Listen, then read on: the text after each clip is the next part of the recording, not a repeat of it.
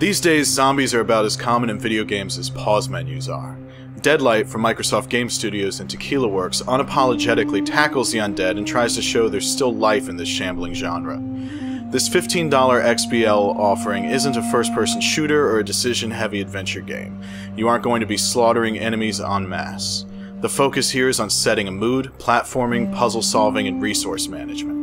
This game has more in common with classics like Out of This World and Flashback than it does with Left 4 Dead and Dead Rising. It's trying to do something different, and it definitely does.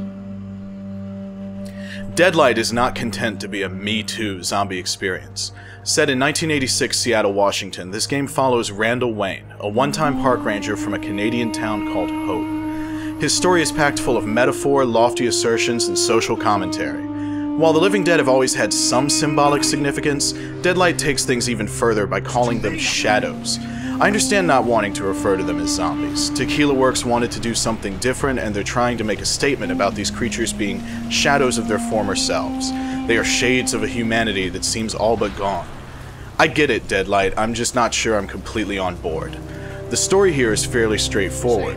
Randall Wayne is searching for friends and family while trying to survive hordes of flesh eaters. His sanity occasionally comes into question, and these moments are where this tale gets more interesting.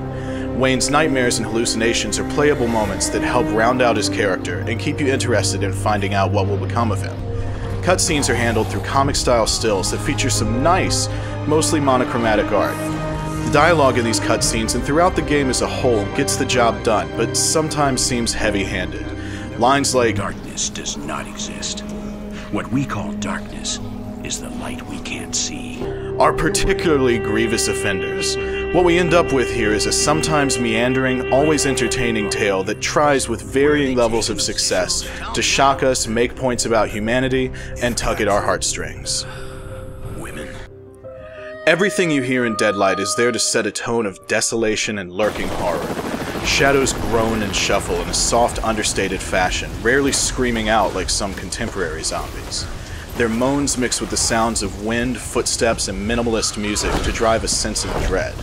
Punctuating the morose din are the sounds of Randall's actions and frequent inner monologues. Music box. Shannon gave Lydia one just like this for her birthday. A slaughtered family. And another graffiti signed by the new law. This is what happens to those who steal from death. Or maybe he's just talking to himself. Many of these serve just to let the player know why you're doing what you're doing, but they can begin to grate after a while. Gunshots pop satisfyingly, and axe swings landing home have a meaty crunch that sounds appropriately gruesome. Musical cues stick mostly to a sort of creepy hum, but occasionally strings and piano will fade in with somber melodies or tense arpeggiated runs.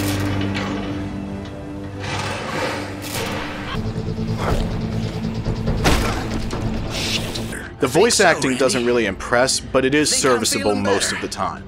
There were, however, a few cutscenes where characters would use too much or too little emphasis. Sometimes the tone of a survivor's voice would sound vaguely inappropriate or ring with forced emotion. These lapses in general quality by no means ruin the game's presentation, but they took me out of the moment a few times.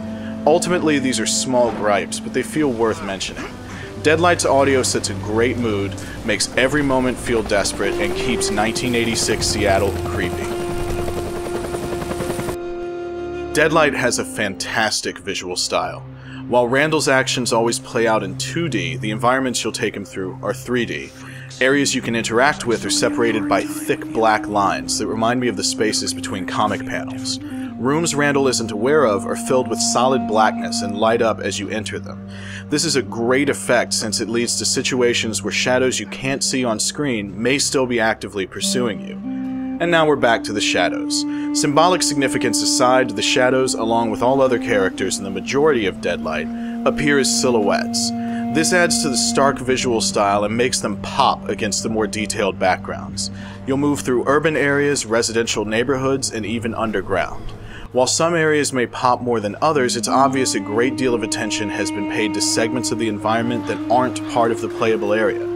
Character animations are no slouch either.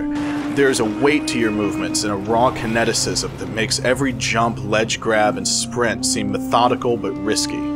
Jumping sideways at a ladder and grabbing on at the last second looks particularly good, as Randall counters his sideways momentum and shifts his weight to hang on. The transitions between these animations are sometimes jerky, but such instances are rare. Lighting and shadows are used to great effect, making this world feel solid and dangerous. Not everything here looks fantastic, but it all fits together seamlessly, giving Deadlight a visual punch all its own.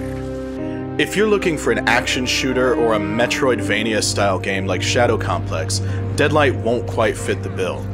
While you will use guns from time to time, ammunition is at a premium and must be conserved. Combat here is all about survival and getting to the next area.